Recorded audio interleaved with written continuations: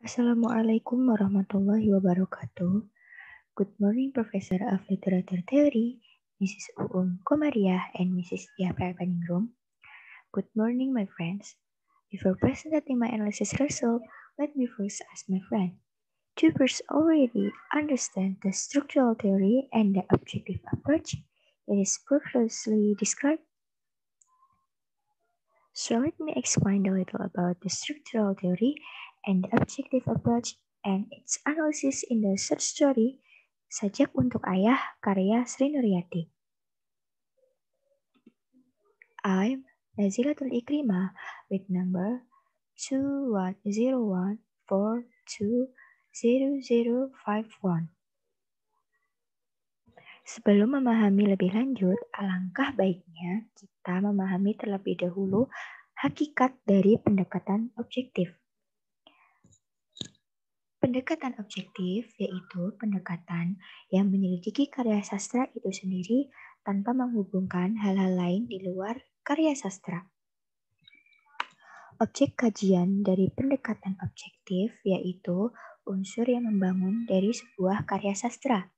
Dengan kata lain, pendekatan objektif meneliti karya sastra dengan mengkaji unsur intrinsiknya.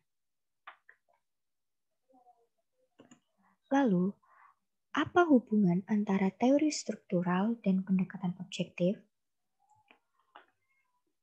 Menurut Sangido, pada bukunya yang diterbitkan tahun 2004, pada halaman 16, teori struktural adalah suatu disiplin yang memandang karya sastra sebagai suatu struktur yang terdiri atas beberapa unsur yang saling berkaitan antara satu dengan yang lainnya. Robert Stanton membagi teori struktural menjadi 3 bagian, yaitu tema, fakta cerita, dan sarana sastra. Hal itu bertujuan untuk memaparkan secara teliti, mendetail, dan sedalam mungkin tentang aspek karya sastra. Tema dan fakta cerita merupakan unsur intrinsik dari sebuah karya sastra.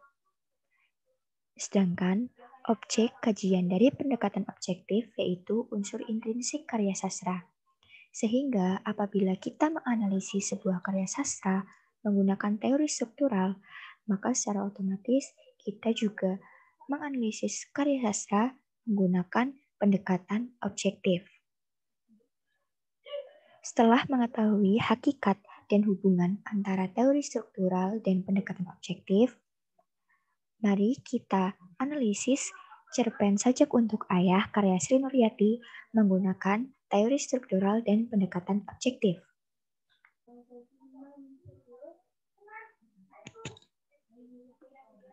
Unsur yang pertama yaitu tema. Tema menurut Stanton pada bukunya diterbitkan tahun 2012 dalam halaman 44 adalah gagasan utama atau gagasan sentral pada sebuah cerita atau karya sastra. Tema merupakan ide, gagasan, pandangan hidup pengarang yang melatar belakangi ciptaan karya sastra.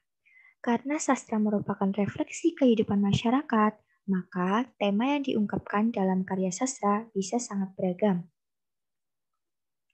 Dalam cerpen Sajak untuk Ayah karya Sri Nuryati, temanya tergambar dalam kutipan sama seperti kehangatan yang terasa saat aku bersembunyi di balik kain sarung ayah sembari menatap tiap tetes air hujan yang jatuh dari atap rumah. Atau saat ibu merangkulku dalam kasih sederhananya. Kasih yang tak pernah mengharapkan hadiah keindahan. Kasih yang tumbuh dari rajutan benang-benang yang terbuang. Kasih yang dewasa dalam dunia yang terlupakan. Kutipan paragraf di atas menggambarkan bahwa cerpen Sajak untuk Ayah karya Sri Nuryati adalah tentang kasih sayang. Kasih sayang orang tua kepada anak angkatnya. Terlihat pada kalimat kasih yang tak pernah mengharapkan hadiah keindahan. Kasih sayang orang tuanya begitu ikhlas hingga sang anak begitu berbakti, menghormati dan menyayanginya juga. Pembagian yang kedua yaitu fakta cerita. Fakta cerita terdiri dari alur, latar, tokoh, dan penokohan. Alur. Secara umum, alur merupakan rangkaian peristiwa-peristiwa dalam sebuah cerita. Pada cerpen Sajak untuk Ayah, penulis membagi alur menjadi 5 tahapan. Yang pertama yaitu penyituasian. Penyituasian yaitu pengenalan tentang tokoh, suasana, ataupun waktu terjadinya cerita.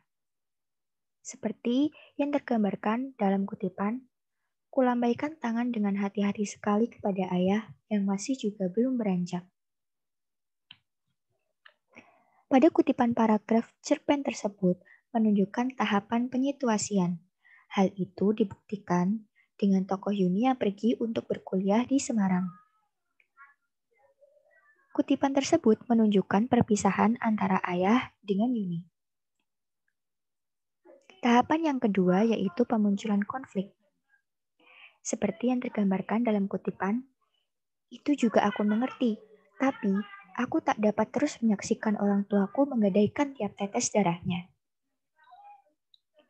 Pemunculan konflik pada cerpen ini diceritakan dengan kutipan cerpen saat tokoh Yuni mengalami konflik batin yang membuatnya bimbang dengan langkahnya. Tokoh Yuni dihadapkan dengan dua pilihan, yaitu untuk terus melanjutkan kuliahnya tetapi melihat orang tuanya bersusah payah menghidupi, ataupun putus kuliah. Tahapan yang ketiga yaitu peningkatan konflik. Seperti yang tergambarkan dalam kutipan, "Dari dalam jeep, keluar seorang laki-laki setengah umur berbadan lebar, bercakap-cakap sebentar dengan ayah, lalu berjalan di sebelah kirinya." Setelah pemunculan konflik, pengarang menggambarkan peningkatan konflik dengan munculnya tokoh yang tidak terduga sebelumnya.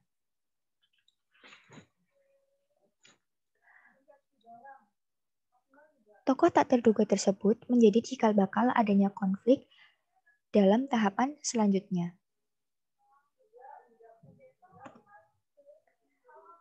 Peristiwa selanjutnya yaitu klimaks. Seperti yang digambarkan dalam kutipan, ayah menghela napas panjang, kemudian mulai bercerita tentang ayah kandungku yang seorang perwira. Pengarang menjadikan klimaks dalam cerpen ini menjadi tidak terduga. Pada tahap ini, Yuni terkejut dengan pernyataan dari ayahnya yang ternyata selama ini bukan ayah kandungnya. Tahapan yang terakhir yaitu penyelesaian, seperti yang tergambar dalam kutipan. Satu kata maaf itu kemudian terurai menjadi aliran sungai yang deras, mengalir dari kelopak mataku yang telah lelah menampung beban hidup yang teramat berat. Pada kutipan cerpen tersebut menggambarkan bahwa tokoh Yuni benar-benar bingung. Logikanya tidak bisa untuk berpikir mencerna pernyataan dari ayahnya. Pikirannya begitu tertekan, sehingga sulit untuk menerima kenyataan. Kata maaf dan air matalah yang mengakhiri cerpen ini. Berdasarkan tahapan alur yang telah dianalisis seperti di atas, maka secara garis besar, alur dalam cerpen Sajak untuk Ayah karya Sri Nuryati adalah alur maju, yang ditandai dengan runtutnya peristiwa atau tahapan dalam cerpen tersebut. Fakta cerita selanjutnya yaitu latar. Latar atau setting adalah lingkungan fisik, tempat kegiatan berlangsung. Dalam pengertian yang lebih luas, latar mencakup dalam Fakta cerita selanjutnya yaitu latar. Latar atau setting adalah lingkungan fisik tempat kegiatan berlangsung. Dalam pengertian yang lebih luas, latar mencakup tempat dalam waktu dan kondisi-kondisi psikologis dari semua yang terlibat dalam kegiatan itu. Yang pertama adalah latar tempat. Latar tempat menyangkut deskripsi tempat suatu peristiwa cerita terjadi. Seperti pada kutipan, mendung tebal bergelantungan di angkasa, menebarkan rasa tak menentu. Kubuka pintu pagar rumah pelan-pelan. Dalam konflik yang terdapat dalam cerpen Sajak untuk Ayah karya Sri Nuryati, Latar tempat berada dalam sekitar rumah. Selanjutnya yaitu latar waktu. Latar waktu mengacu pada saat terjadinya peristiwa dalam alur secara histori. Seperti pada kutipan, ya, cepatlah mandi, waktu maghrib keburu habis nanti. Menurut kutipan tersebut, latar waktu terjadi saat malam hari, yaitu saat maghrib. Waktu maghrib tiba kayak aku ya.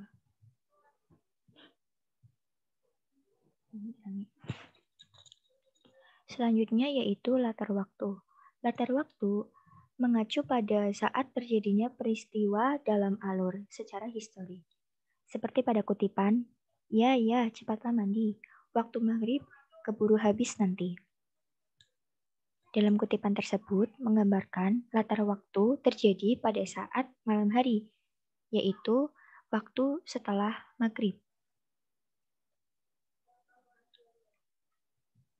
Yang terakhir yaitu latar suasana, yang tergambarkan dalam kutipan, ibu menyiapkan makan malam, sedangkan Rangga, adikku, belum pulang dari mengaji di surau sebelah rumah. Kudapati ayah sedang duduk menentung di beranda rumah. Dalam kutipan tersebut, terlihat suasananya begitu harmonis dan kekeluargaan. Fakta cerita selanjutnya yaitu tokoh dan penokohan. Dalam cerpen Sajak untuk Ayah, karya Sri Nuryati, terdapat dua tokoh yang sangat dominan. Yang pertama yaitu tokoh Yuni, yang karakternya dapat digambarkan seperti dalam kutipan, Ayah, sekarang Yuni punya proyek besar. Yuni akan bergabung dengan kelompok studi yang bergerak di bidang penelitian dan wirausaha di kampus. Sebagai anak pertama, Yuni mempunyai karakter atau sifat bekerja keras. Dengan adanya kutipan cerpen tersebut menyeratkan bahwa Yuni sangat bekerja keras untuk bisa bergabung dengan kelompok studi penelitian dan wirausahawan. Selanjutnya yaitu tokoh ayah.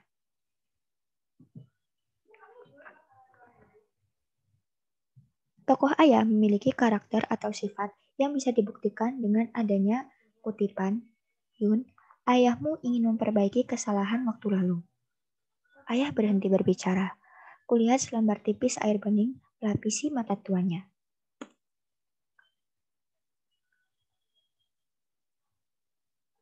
Meskipun sebagai ayah angkat dari Yuni, ayah bisa membuktikan kasih sayangnya yang besar kepada Yuni dengan mengikhlaskannya. Meskipun berat untuk melepaskan Yuni, namun ayah tetap melakukannya. Pembagian unsur yang terakhir yaitu sarana sastra.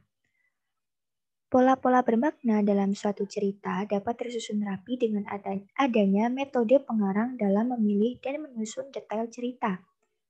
Metode inilah yang dinamakan dengan sarana cerita atau sarana sastra, yang meliputi judul, sudut pandang, gaya bahasa dan nada, serta simbolisme. Judul dari cerpen karya Sri Nuryati yaitu Sajak untuk Ayah. Judul tersebut mengacu pada karakter utama dalam cerpen, sehingga relevan terhadap cerpen tersebut. Yang kedua adalah sudut pandang. Sudut pandang yaitu cara penulis atau pengarang menempatkan dirinya dalam cerita tersebut. Pada cerpen Sajak untuk Ayah, karangan Sri Nuryati menggunakan sudut pandang orang pertama. Dalam sudut pandang ini, pengarang seolah-olah terlibat dalam cerita dan sebagai tokoh utama dalam cerita, yang kemudian bercerita dengan kata-katanya sendiri. Biasanya sudut pandang ini dibuktikan dengan adanya kata ganti aku atau saya pada tokoh utama cerita, seperti pada kutipan, 2 butir air mata jatuh di pipiku, meresap jauh ke dasar palung hatiku. Kurasakan hangatnya membakar emosiku.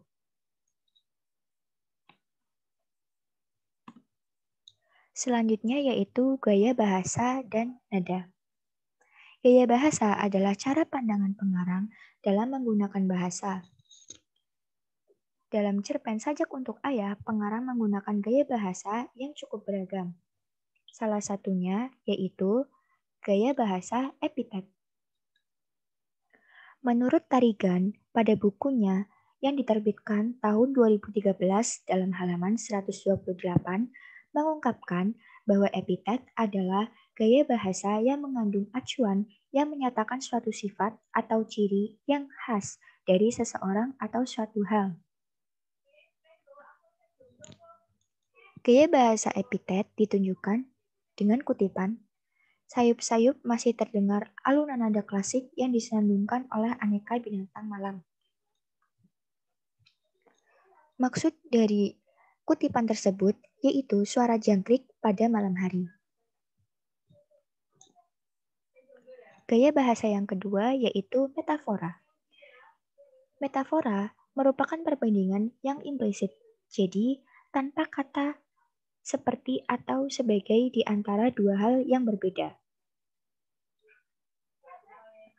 Metafora adalah sejenis gaya bahasa perbandingan yang paling singkat, padat, dan tersusun rapi. Gaya bahasa metafora ditunjukkan dalam kutipan, layar putihku terkembang. Maksud dari layar putihku terkembang, yaitu ketika Yuni memulai kehidupan dewasanya dan menanggalkan masa kecilnya. Gaya bahasa yang terakhir yaitu personifikasi, yaitu jenis majas yang meletakkan sifat-sifat insani kepada benda yang tidak bernyawa dan ide yang abstrak. Seperti pada kutipan, senja hinggap di atas bukit Tembalang, segurat lembayung senja merentang di kaki cakrawala, mencengkram kukuh ujung langit dengan ambisinya. Maksud dari kutipan tersebut yaitu senja menghiasi langit barat hingga langit timur sampai matahari benar-benar tenggelam. Nada atau ton adalah sikap emosional pengarang yang ditampilkan pada cerpen. Dalam cerpen Sajak untuk Ayah, Sri Nuryati menggunakan nada yang ringan, terbukti pada konflik dan penyelesaiannya tidak terlalu berat. Selanjutnya yaitu simbolisme. Simbol adalah salah satu cara untuk menampilkan gagasan dan emosi agar tampak nyata. Seperti pada kutipan, 4 gelas wedang jahe hangat bertengkar manis di atas nampan. Dalam suasana yang dingin, wedang jahe mampu menghangatkan badan dan pikiran yang sedang rumit, seperti saat terjadi kutipan konflik seperti di atas. Jahe sendiri melambangkan kerendahan hati, kehangatan, dan kekeluargaan. Cukup sekian presentasi analisis karya sastra cerpen Sajak untuk Ayah karya Sri Nuryati. Wassalamualaikum warahmatullahi wabarakatuh.